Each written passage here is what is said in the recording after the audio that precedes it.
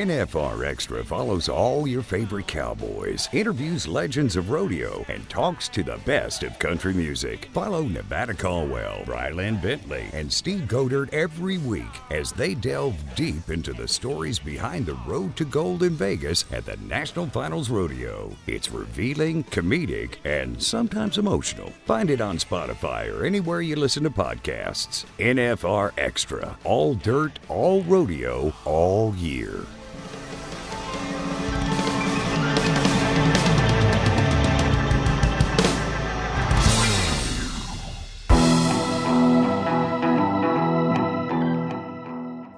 NFR Extra, episode 56. The WPRA, aka the Women's Pro Rodeo Association, used to be called the GRA, the Girls Rodeo Association, from when it started in 1948, until a much more appropriate name change came in 1981. The Women's Pro Rodeo Association sounds so much better. That's right, and the payout back then was $29,000 with only 74 original members. But the difference is their payout today is well over $5 million and more than 600 plus sanctioned events and 3,000 plus members. What a great growth. Our guest today navigates that ship. We are talking to the WPRA president, Doreen Wintermute. We're discussing all things WPRA, the impact of the pandemic, PRCA and Cowboy Channel, and every barrel racer's favorite topic, the dirt. Plus a lot more. But up next, Ryland Bentley's Rodeo News of the Week.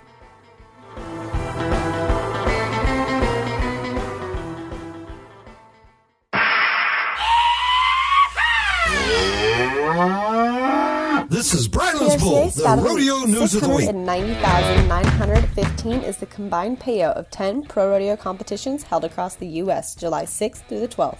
There was a standing shuffle with so much money up for grabs. 31 pro rodeo athletes cashed in to advance within the top 15 of their respective events in the PRCA. The Pro Rodeo Tour finale is moving locations and changing dates. It will take place September 23rd through the 26th in Rapid City, South Dakota. The committee in Wall, South Dakota wasn't about to cancel their inaugural year as a PRCA rodeo. The Wall celebration marked their first year as a PRCA rodeo and included WPRA Breakaway Roping as a featured event as well. The rodeo drew top names across the board, but none larger in the Badlands circuit than the Lockhart family. Each year at Cowboy Christmas, more than 250,000 country western shoppers mingle with NFR contestants Flint Rasmussen and the best junior cowboys and cowgirls in the world. There's no place in sports where your rodeo heroes find time to meet and greet their fans 9 to 5 every day. Cowboy Christmas. It's shopping, live music, rodeo, and so much more. Book your reservations and find out more at nfrexperience.com. Cowboy Christmas. It's all here. Hi, I'm Nellie Miller, World Champion Barrel Racer, and this is NFR Extra. It takes passion, perseverance, and a tremendous amount of experience in the rodeo and Western lifestyle to direct an organization like the Women's Professional Rodeo Association. From the age of 15, Doreen Wintermute has been living the rodeo lifestyle, barrel racing from the suburbs of New York City to working with fashion icons Ralph Lauren and Jeffrey Bean. She worked her way up one circuit at a time to learn every facet of the rodeo business to become the CEO of the WPRA. Doreen shares her journey, development of the WPRA, challenges of the pandemic, and what the future holds for women in pro rodeo. Welcome to NFR Extra, Doreen Wintermute. Thank you for having me. How are you doing right now? What's going on with you? How are you doing during this time? Well, you know what? I can only say for myself, I've been extremely just as busy as I am in a regular world, except I'm learning how to do it different. I've been doing meetings on Zoom. I've been working really hard.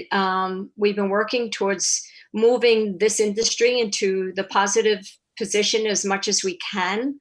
And, being in board meetings weekly, working with my board. So honestly, my workload has not changed. I had to change how to do it.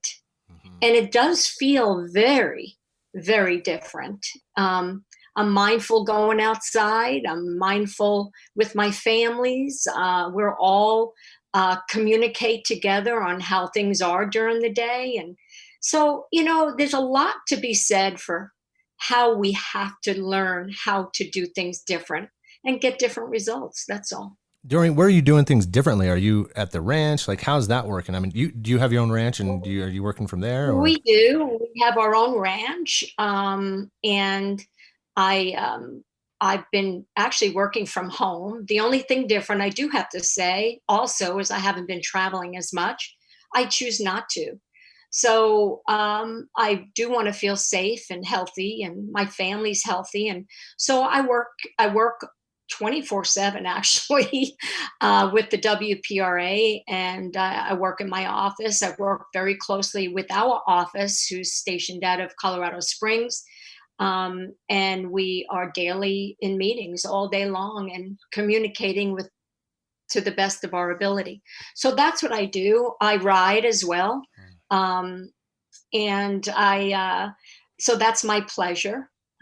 We live 7 miles from the ocean in Florida, so we do get to do our boating and do other things on a Sunday or a day of family. So that's pretty much. I'd rather be out in the ocean than anywhere on land, to be honest. Hear you on that. If that makes sense. Yeah, it makes total sense. Let's. I'm kind of curious. Having read a little bit about your background, is you're from New York originally. So can you kind of give us a little bit of your background and how you ended up to where you're at now of being the president of the WPRA? Sure. I come from a very small little island called Staten Island. We grew up on a farm. We had horses, and it was a world that was only a ferry and a bridge away from New York City, the big city. We could see it from a part of the island at night when the city opens up their lights, when it was just amazing. But however, we always had horses. That was our foundation in our world. So with that said, I went from riding and school and everything growing up to the big city of New York, going to college in the fashion industry, and working my way towards some of my goals of in the fashion world. So I happened to move to New York City, and I kicked my spurs off, and I spent many, many years learning the fashion industry, traveling the world, working very closely with Ralph Lauren and the many other fashion designers in the world. And it was quite the experience for me. That's what I wanted to do. That was my goal. And after I was done with that, I said, I'm going back to barrel racing. That's my foundation. That's my love. And I love the sport so much. I was able to actually win Madison Square Garden and run in Madison Square Garden at the rodeo. It was the most exciting, invigorating feeling. It's almost like, I don't know what it feels like to run at the NFR in Las Vegas, but to me, that's what that felt like. And so my goals were always to learn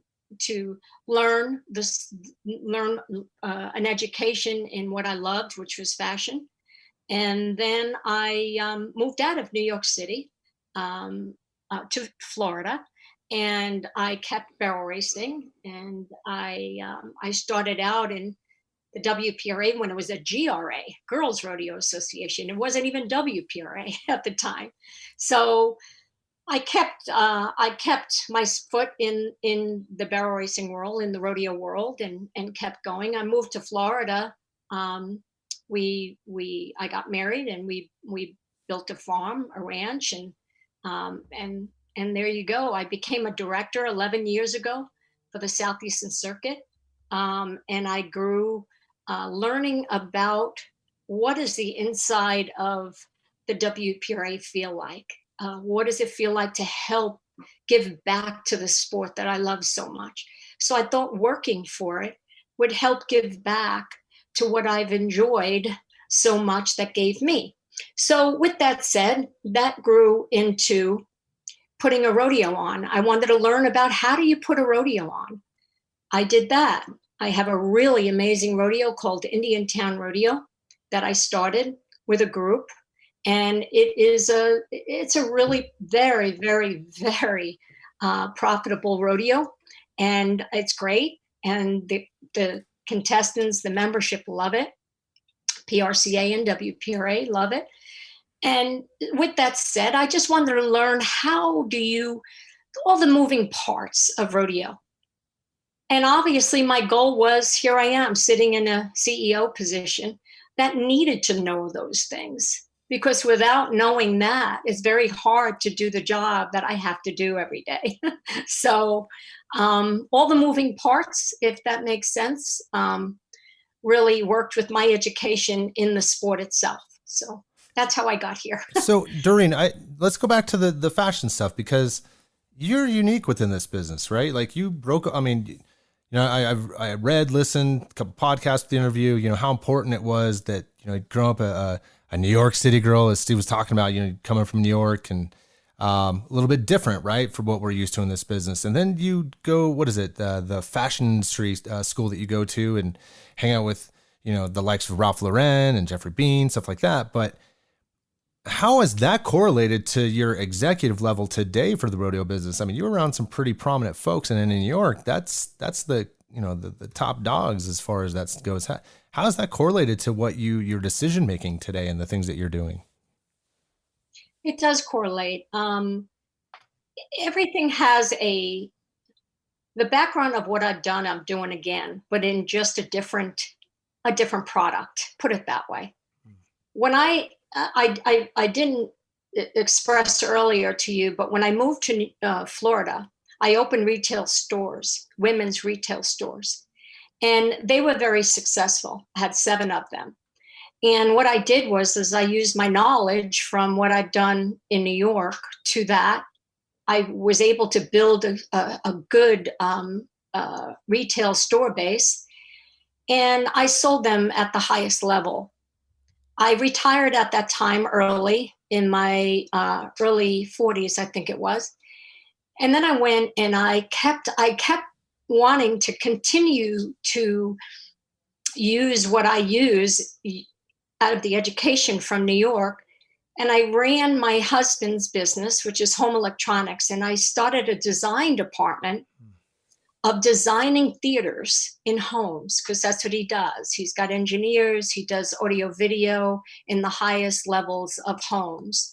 And I turned into a design department there. So why I'm saying that is that my knowledge out of New York tend to be able to use it in many other ways. And I just took that into a place like the sport of rodeo.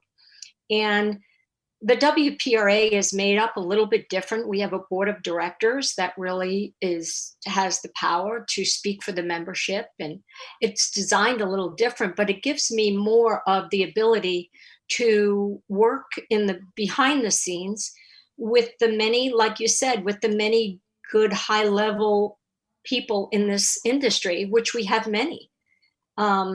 You know, Houston and Calgary and San Antonio and PRCA and all the many high level executives that I sit with and I'm able to work together with. And that's part of partnership with our sport. And the WPRA, as you guys know, it's been in business since 1948. You know, we're the only women's organization that's the oldest in the world. So you have to have, it feels like, and I'm so proud of it, it feels like it's at the highest level of this sport. So how, you know, I can only bring what I've learned to what we're doing today. So if that answers your question. Yeah, it totally does. And I mean, you're talking about, you know, the Girls Rodeo Association, which is just I hear that name and I'm like, ooh, that doesn't sound good, right? And then somewhere around 81, it switches to the women's, right, pro rodeo side. And, you know, you're talking about thousands of dollars you guys were giving out today. And now you're, you know, once again, you were dealing with high-end industry guys with the design side, millions of dollars. Here you are, you're dealing with millions of dollars you're paying out to all these contestants. So totally makes sense. Absolutely. Dealing with all of those partnerships and relationships throughout all of this, how have you found managing those relationships with your membership during this time of COVID? You know, the membership has been really, the voices of the membership is our board of directors. And when I currently, and have been since I've been in this position, work very, very closely with the board of directors. And that was always my main goal, because through them goes to the membership. I do get calls a lot from a lot of members over the weekends. It doesn't matter what time of day. I live in Florida, so the West Coast will call me at 12 midnight, 1 in the morning.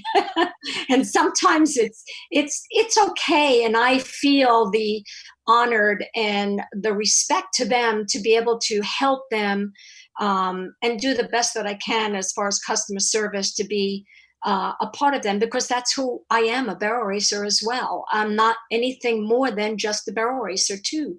And I don't want to say that I'm at a level where I would not ever answer a call or return a phone call from a membership. So the members, there's so many. I mean, at this point, we hit the highest level of membership in our history of the WPRA.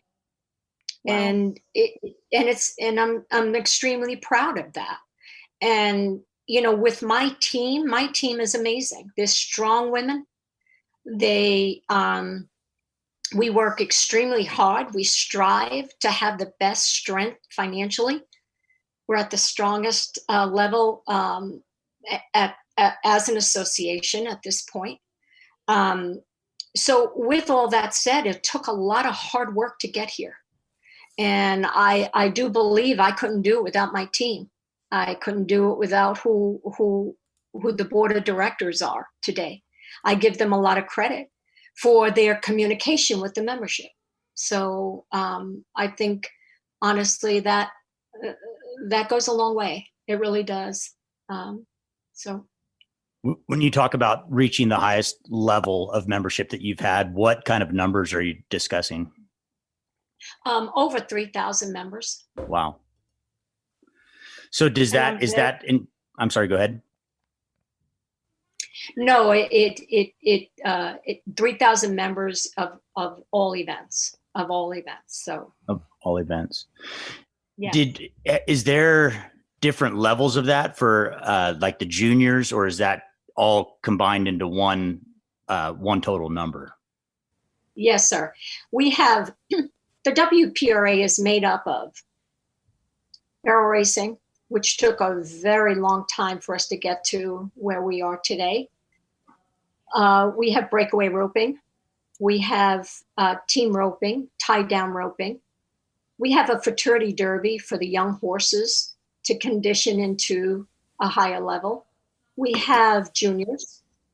And what we do to have the growth and the development of the WPRA is we offer many, many different opportunities for our membership.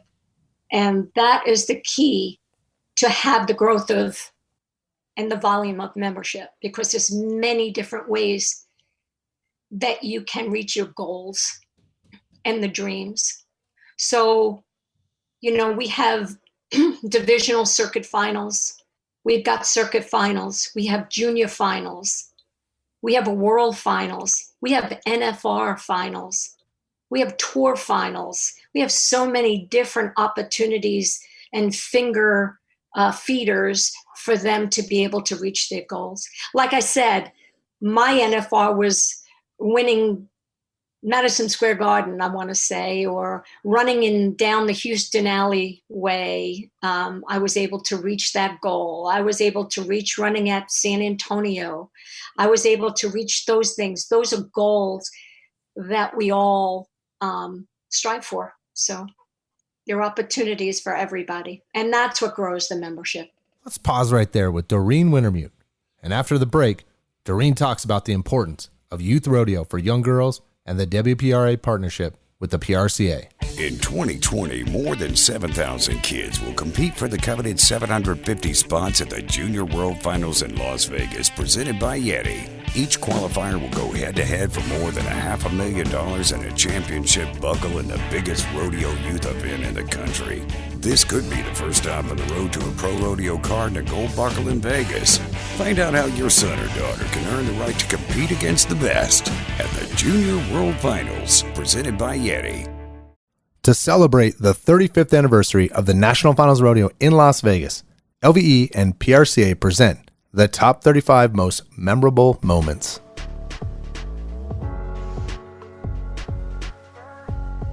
World champion barrel racer Mary Walker has experienced life's highest highs and lowest lows. In April of 2000, Mary and her 1981 world champion steer wrestling husband Byron lost their only child, up-and-coming rodeo star Reagan Walker, in a tragic road accident. A month later, fate stepped in when the Walkers bought a bay horse named Percolatin'. They called him Latte for short, and he was just what the doctor ordered. In the early goings of their partnership, Mary and Latte had a serious wreck that resulted in Mary suffering injuries that took months to recover from. But the comeback was magic. Mary and Latte qualified for her first NFR in 2012, and they caught fire, winning rounds 1, 2, 3, and 7, and placed in 4 more rounds. They cashed checks in 8 out of 10 rounds, setting a then NFR barrel racing earnings record and also finishing second in the average. With Byron cheering them on every step of the way from the stands, Mary and the 2012 Barrel Racing Horse of the Year Latte came from behind to win that year's world title and Ram Top Gun Award. It's just her time right now. There it is, a world champion. What a story. Mary was inducted into the National Cowgirl Museum and Hall of Fame in 2013.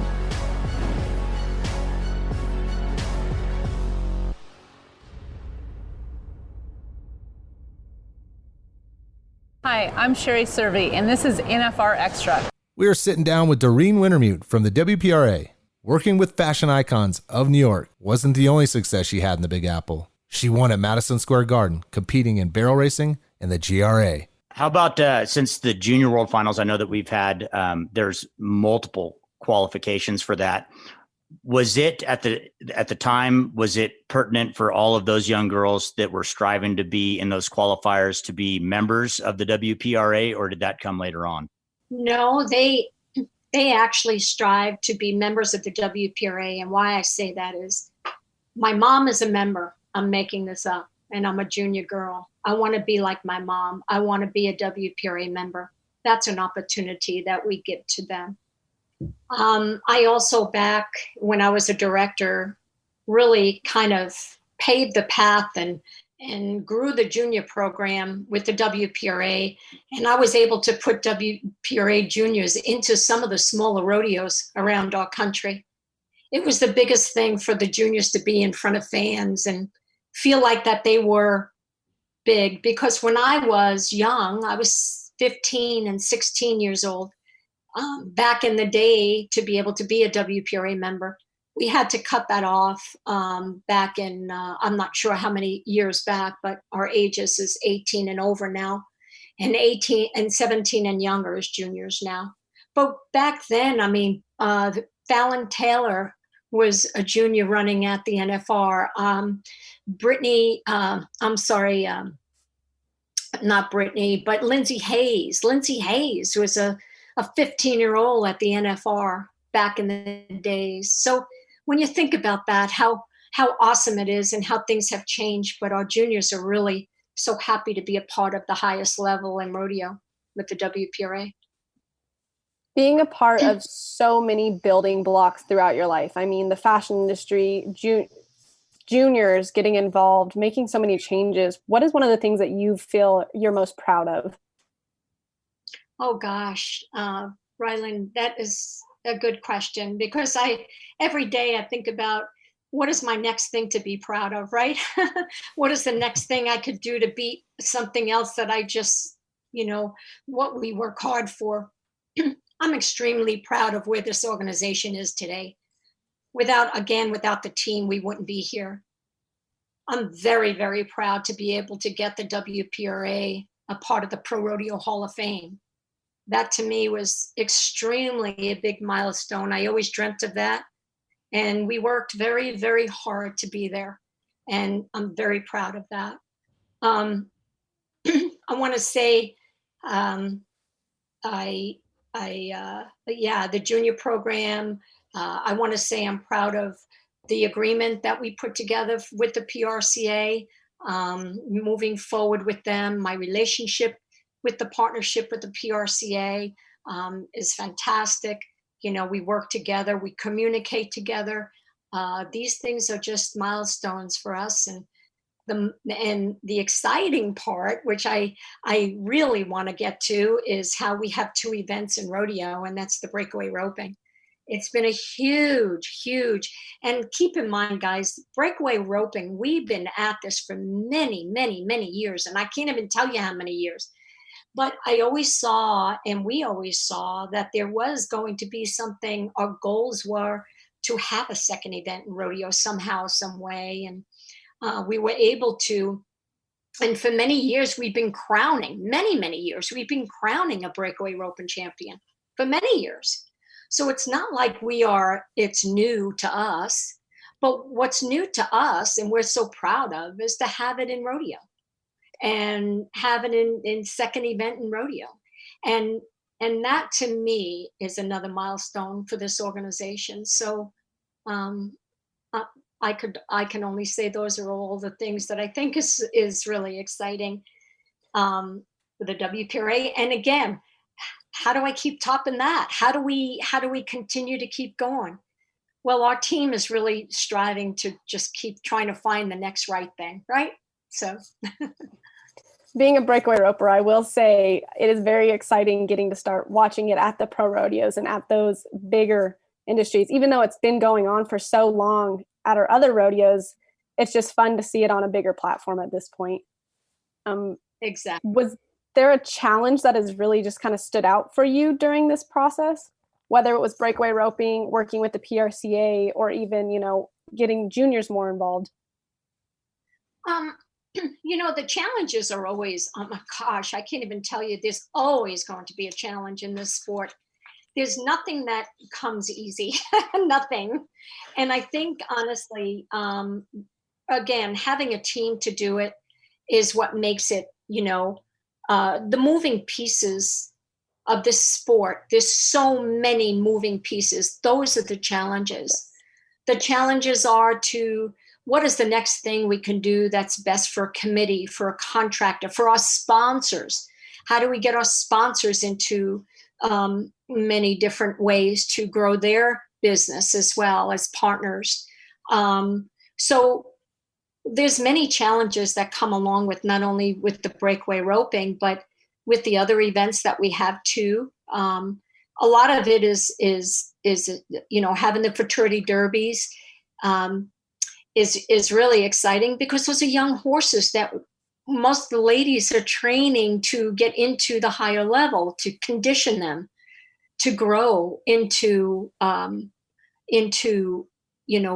what you say, a higher level. So there's many challenges in this sport, and we continue to work towards that. So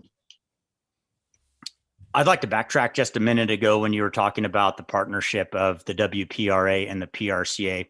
Can you discuss the importance of that, not only for the one organizations, but for both of them coming together and working together? Oh my gosh, it's been really great. We signed a new contract this year for 6 years, and we are partners with them in breakaway roping. They are really working with us closely on how to develop that, and what other better partners to have in rodeo is the PRCA to do this with. George and I have been, our visions are the same. We definitely work hard towards communicating those things together, and but that's what part of rodeo is. Doing it together, being united this way as partners is the best way to be able to stay at the highest level that we're looking, what we strive for.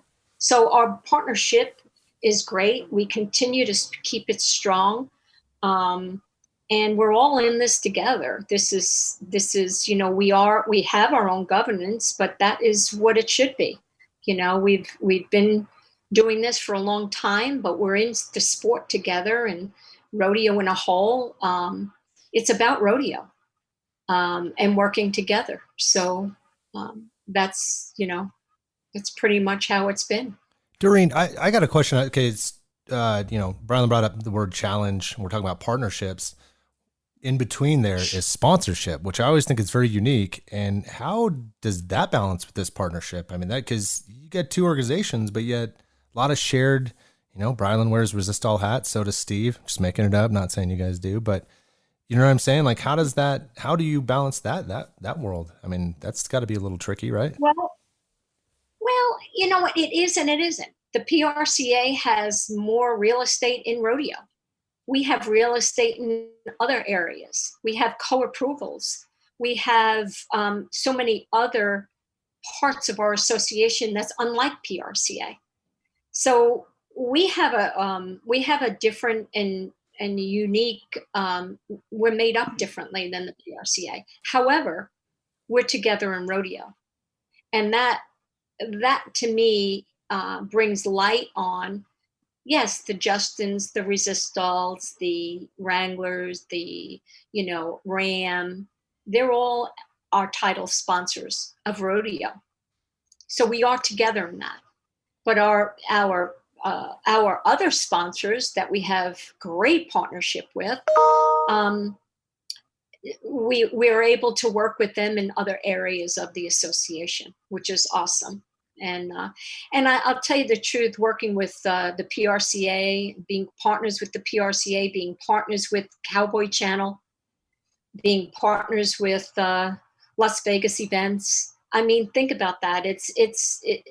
We couldn't have asked. We're so grateful to be able to be partners with all of them, because that means the bigger picture and sponsors, we're all under the same umbrella, as you say. So it's not really challenging. We offer our sponsors in a different packages.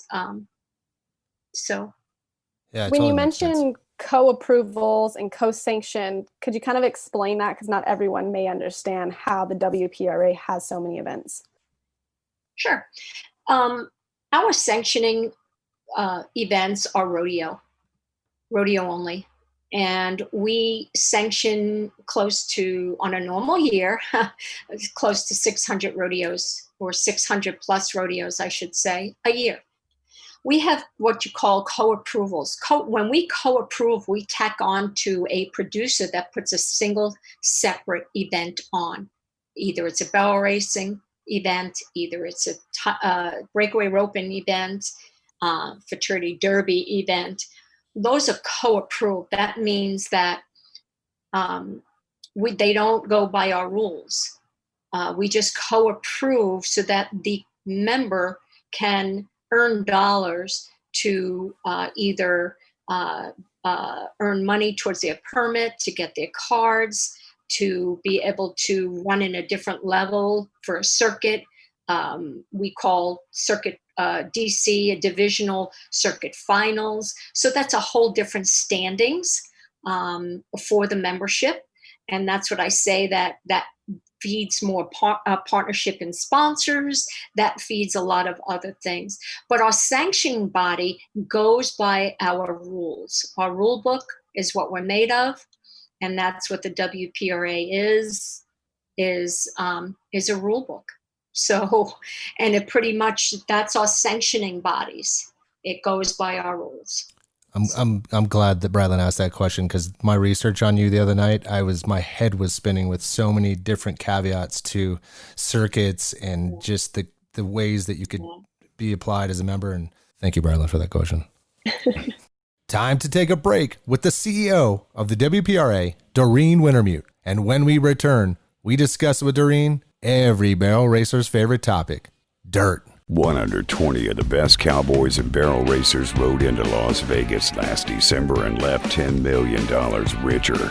The chase for 2020 has already begun, and all champions are hungry for gold. Be sure to follow your favorite cowboys, barrel racers, and local rodeos all season long. It all leads to one place, the Wrangler National Finals Rodeo. Learn more at NFRExperience.com. This is the NFR. This is Vegas. Do you need a dose of social, a dash of insider info? Then the National Finals Rodeo social network is set up just for you. Get updates, insight, unique content, and much more on Facebook, Twitter, Instagram, and Snapchat. You can find us at Las Vegas NFR. And be sure to use hashtag WranglerNFR on your posts and tweets. There's something for all rodeo fans. This is the NFR. This is Vegas. Hi, I'm Haley Kinsel, and you're listening to NFR Extra. We are here with Doreen Wintermute, CEO of the WPRA. You just talked about the partnerships and briefly went over the Cowboy Channel, but can you discuss a little bit of the importance of having the Cowboy Channel being part of this team of the PRCA and the WPRA? Oh my gosh, it's been wonderful. The WPRA being on TV, having our brand out there at the highest level is what we strive for all these years. And Cowboy Channel has brought a lot of attention to that. And we're just so grateful to have them a part of us. And, through the PRCA, we're a part of Rodeo. So the Cowboy Channel has grown to a whole different level for us at this point. So we're just so grateful for that. How do you deal with what's the ideal dirt for a barrel racer at a rodeo, Doreen? Oh gosh. Well, the best way I can, and that is a tough question because I'm not an expert in dirt, but however, what we strive for, what our goals are, is to have fairness and safetyness for all competitors, for all members of the association. And there's times when I do believe that it is, we have no control of what happens in the field, right? It is a tough sport. It's a risk sport. No matter what, you could be riding in your own backyard and still have an unsafe situation happen. So I brought it out to a different level for you because it really is not an easy answer for that. But all we strive for is safe and fairness for all members of the WPRA. And that's really how I can explain that about dirt. I hate dirt. Dirt is a tricky subject that, as long as your horses can stand up and be safe, like you said, it's one of those battles that sometimes you just can't win. So, but do you have to work with, different rodeo producers and how this is approached? Clearly everything's different because you're in arena, you're outside events. Like, how do you kind of do that? You don't have to give a complete answer, but there's got to be some sort of meeting criteria that you do there. We have communication. Yes, sir. We have communication. Our directors work very diligently with their committees and the contractors. We have rules in our rule book that applies to what happens on the ground. And that's really, we go by our rules. The judges go by our rules. If it's unsafe, there's a rule in there to change the ground conditions. We strive, all of us. It takes a team to really make that happen because a horse can fall down and maybe trip or hurt themselves or step on themselves. It doesn't necessarily mean it's the ground. It could be just the situation. So there's a very fine line between how you determine what's ground, what's not. So the judges have a very tough time really making that judgment call. And I give the judges a lot of credit. They work really hard on trying to see what's safe and what's not safe. So I do believe, that our directors work closely. The other thing that we have done before is try to put in ground rules and put in rules where If it is unsafe, you drag between a performance, like you drag after 5, or you rake after 5, or you rake every girl, like you see San Antonio. They rake after every single girl that runs. So those are the things that we look for, we strive for. We try to make fairness. And there's committees and contractors that work so hard at it, and sometimes just don't get it, just can't get it done. And it's not because they don't try. So, well, our fans, during the rodeo, during NFR, so myself and a few other teammates, we manage all the digital media and the communication side of things. And, there's a lot of dirt critics, right? And it just, you try to walk away with, well, whatever they're saying isn't always correct to what needs to be done, or it's just always interesting to say, just like this is in any platform, of just, you have a lot of the critics of what it's supposed to be. And apparently it's been pretty good the past couple of years, because on our social media side, it's been pretty quiet, which is a beautiful thing. Fans are very happy with the dirt lately, so it's a good thing. Yes. It's funny sometimes too, because you always assume that whoever has the fresh ground or right after the rake, they have the best advantage. But then sometimes you'll see a girl come in 6 or 7, out of 10, and she lays down the fastest time. So there's a lot more variables than just that. But dirt's a dirty word. I mean, that's you can upset a lot of people by saying dirt.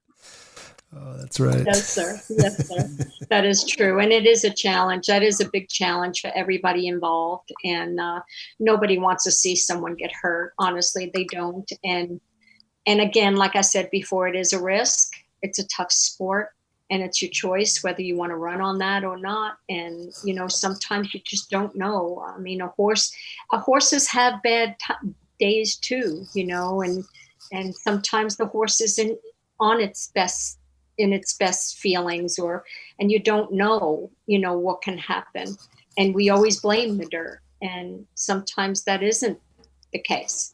I'm working with a very interesting, actually, I've been discussing, there's a lot of high technology, and there's a new wave of something coming forward in the future that may help many different ways, not only for dirt, but given the opportunity. And I can't really talk about, I don't have enough knowledge in it yet, but I think it's something for the future that we can consider talking about in the future, about how that would help horses being on the ground, type of grounds, what a horse likes, doesn't like. So there's a company that we are going to be talking to around what that looks like.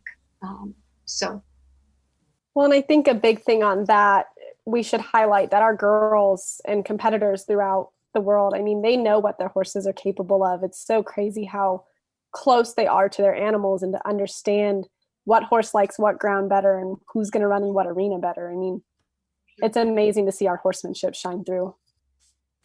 Oh my God, the horsemanship is amazing. These women are just so, and I'm proud. I want to say this is really something very, very interesting that I've experienced in my lifetime. Back then I had rode, I actually traveled with Christy Peterson many, many years ago. She was a NFR champion, and she used to run her horse with no shoes on. And she used to run her horse in the grass, in the deep dirt, in the hard grounds, in every single thing, to condition her horse for every single experience they're going to have in rodeo. And I always thought that was just so amazing that she did that. And, like you said, you get so connected with a horse to understand what's best and what's not best for them. So, and sometimes Mother Nature doesn't help us with that dirt. Speaking of Mother Nature and weird things happening, how are the members dealing with the pandemic right now? I think the members are doing the best that they can. I under the conditions and what we have in front of us and how we're striving to give opportunity to our members. They're doing what I believe and I see is either working with the younger horses to bring them up condition if there's no rodeos happening in their area. They're able to do other things that they really wouldn't be doing because there's 5 rodeos on one weekend. But, we came out of the 4th of July, amazing 4th of July. And I think under the conditions, it was a really good weekend for all membership. I mean, I think we had about roughly, I'm just saying an estimated number, opportunity, $250,000 for 4th of July weekend. That was added money for our event. And then another $80,000 for Breakaway Roping and Rodeo for our event. So when you combine the two of them, you have a good over close to, $400,000 offering to the membership over the 4th. I mean, Brittany Posey did an amazing job. She's sitting ranking number 1 right now. And she's an example that I think is wonderful because she brings her horses up. She's got a herd of many young horses that she brings up to the level of where she's at, which I think that is such a nice story for a woman like her and what she does. So she's ranking number 1. Over the 4th, I know that Jill Wilson, I think, hit the mark of winning the most money over the 4th. I think she won roughly around $13,000 over the 4th. And then I think a Canadian woman, I'm not sure if I know her too well, Shelby, I don't know how to pronounce her last name. It's, I think it's like Byers. I can't pronounce it in French. I am sorry. I'm Italian, but I can't pronounce it in French. But she did an amazing job with the Breakaway Roping. She won, I think, over $9,000, if I'm not mistaken, something like that in the Roping for the weekend. And so, you know what? The girls are going. They're going. They're going to do the best that they can over this tough time. Now, I do have to say, is under the COVID restrictions, it is doing it different. It's doing it different. And they're adapting to learn how to do it different. Is it easy for them? No. Is it frustrating? Yes. But it's for every part of our life it is right now. So I do, if that's, I can't speak for them, but I do see that the horses are really doing well. They want to go. They want to go, so anyway. So, yeah. And, if you go back to like March, April, and when everything was being shut down and then when we got into this little snowball rolling into events and getting into things, it really opened up a kind of a breath of fresh air that, wow, we're getting back on track. And now you're seeing, the pro leagues with NBA and NHL, they're getting ready to start up like this NCAA tournament style of watching TV. So the future looks, as to your point, it's different. Things are different, but there's for the people at home, there's something that they can lean on or there's something they can watch. And it's just like what sports has always provided. What's your hope for the rest of the year and as we go forward through this? I'm not asking you to predict this pandemic or some vaccine or anything like that, but just of what you've seen and experienced, what do you see going all the way through to December? Well, you know what? I see coming into our rodeo year ends September 30th, and I see going into the 21 year going to be a really strong year of 21. I do see that for rodeo. I do believe that. I do think that we're all geared up. And I think every committee this year had made tough decisions so that the future is better for them.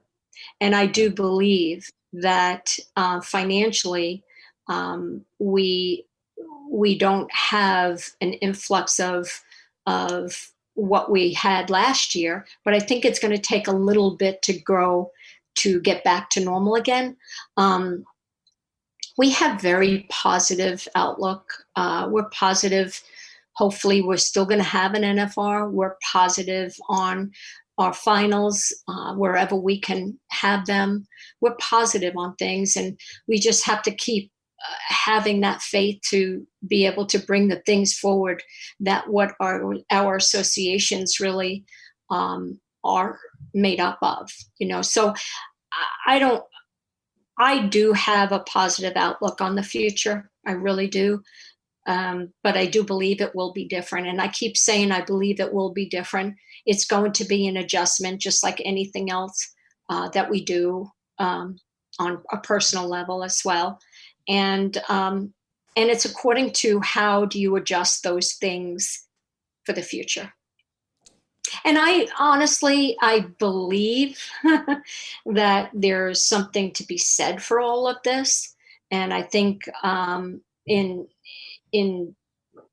just having a positive outlook, that we're going to get something really good out of this that could come for all of our future, for the future of everything and everybody. So, we've had a lot of people on that say the same thing, and just a lot of learning curves. And George Taylor said the same thing. And hey, I'll tell you, this was really cool getting to know you, Doreen. This was a lot of fun spending time on this Wednesday midweek pandemic world that we're in, and talking to you and kind of learning a lot more about WPRA and definitely about yourself.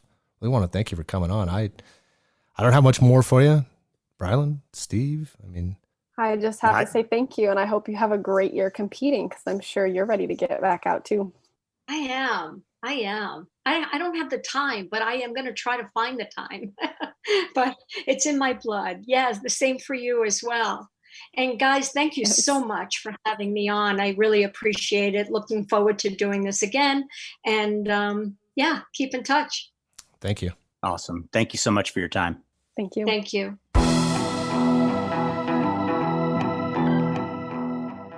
We want to thank CEO of the WPRA, Doreen Wintermute, taking the time out of her busy schedule to appear on NFR Extra. And stay tuned for episode 57, when we sit down with two-time world champion Brittany Positanazi. Want to experience more of the NFR? Then visit nfrexperience.com. And we invite you to subscribe to NFR Extra on Apple Podcasts, Spotify, Google Podcasts, Stitcher, iHeartRadio, or wherever you're listening right now. If you like what you've been hearing on NFR Extra, we would love it if you gave us a 5-star rating and tell your friends how to subscribe. NFR Extra. All dirt. All rodeo. All year. Gotta make it out to Vegas, where the big boys roam, with the rovers and the racers and the bulls and the broncs, and the ladies in the skin-tight wranglers and the cowboy